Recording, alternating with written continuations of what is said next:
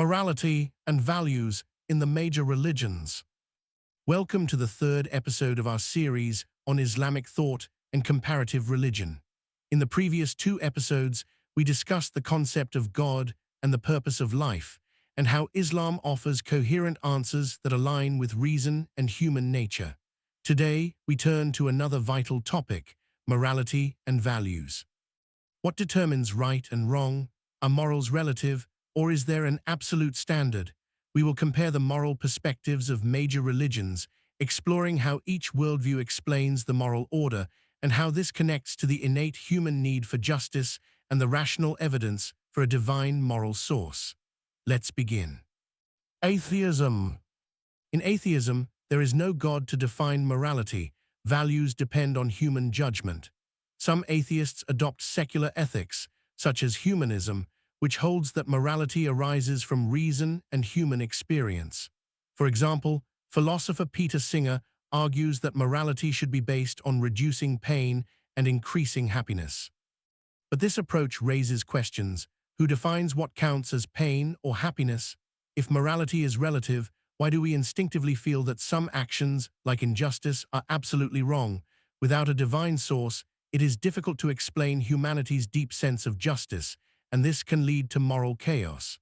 Atheism, therefore, leaves morality vulnerable to contradictions and subjective interpretations. Christianity. In Christianity, morality is rooted in God's commandments, as revealed in the Bible, such as the Ten Commandments: do not kill, do not steal, Exodus 20:13-15. Love and mercy are central to Christian ethics, as Jesus said, love your neighbor as yourself, Matthew 22:39. This system resonates with the human need for justice and compassion. However, challenges remain. The doctrine of original sin makes humanity guilty by nature, which may undermine personal moral responsibility. Furthermore, the emphasis on salvation through faith can sometimes overshadow the role of moral actions.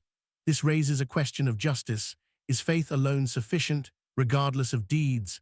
Such interpretations may appear inconsistent with the concept of a perfectly just God who holds people accountable for their actions.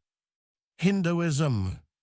Hinduism presents a complex moral framework based on karma and dharma. Karma means that good actions bring positive results in this life or future lives, while dharma defines moral duties depending on social class and stage of life. For example, the Manusmriti states, "Dharma protects those who protect it." This framework explains the sense of justice, but Hinduism's diversity makes morality less unified. Some sects worship different deities with varying values, leading to ambiguity. Moreover, the idea of karma raises rational questions. Can the link between actions and future lives be proven? This makes the moral system less clear compared to having a single divine moral source. Islam. In Islam, morality is derived from God's commands in the Quran and the teachings of the Prophet Muhammad (FDFA). The Quran emphasizes values such as justice, compassion, and honesty. Indeed, Allah commands justice and good conduct, Surah An-Nahl 16:90. The Islamic moral system is balanced, combining faith and righteous action, and affirms individual responsibility with divine accountability. This resonates with the human need for justice, since we know instinctively that wrongdoing cannot pass without consequence. Islam provides an absolute moral standard, avoiding the relativism of atheism and the complexities found in Christianity and Hinduism. When measured against rational evidence, the Islamic system stands as the most coherent, one clear source, balancing mercy and justice. Conclusion and invitation to reflection. We have seen how both human nature and reason point to the existence of a divine moral source that defines right and wrong. Morality is not relative, it has a firm foundation in God's will.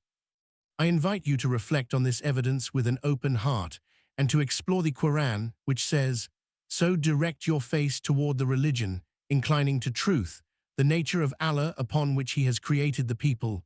Surah Aram 30:30. The choice is yours.